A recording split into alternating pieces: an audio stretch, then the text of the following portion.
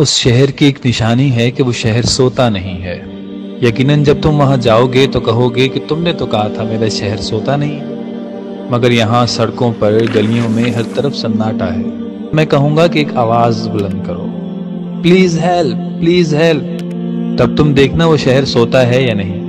اتنی دیر میں تو کوئی نیند سے اٹھ کر حواس نہیں سنبھال پاتا جتنی دیر میں کئی لوگ تمہارے پاس مدد کو آ چکے ہوں گے۔ مصلحتوں کے پیش نظر لوگ اگر گھروں میں محدود ہو جاتے ہوں تو اس کا مطلب ہرگز یہ نہیں ہوتا کہ وہ شہر سو جاتا ہے۔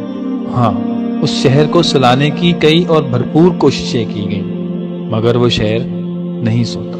اس شہر کی ایک یہ بھی نشانی ہے کہ وہاں کسی کا ایکسیڈنٹ ہو جائے تو اسے کسی کو کہنا نہیں پڑتا کہ میری مدد کرو، اسے ایمبولنس بلانی نہیں پڑتی، آ جاتی ہے۔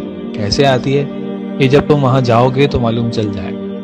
کسی کی جان خطرے میں ہو تو لوگ اپنی جان پر کھیل جاتے ہیں مگر مدد کو آتے ہیں۔ ہر چھوٹی سے چھوٹی خوشی کو کیسے انجوائے کرنا ہے، ہر بڑے سے بڑے غم کو کیسے سہنا ہے، یہ تمہیں وہاں سیکھنے کو ملے گا۔ کسی کے راز کو، سینے میں سلگتی آگ کو کیسے دفن کرنا ہے، یہ تمہیں وہاں سیکھنے کو ملے گا۔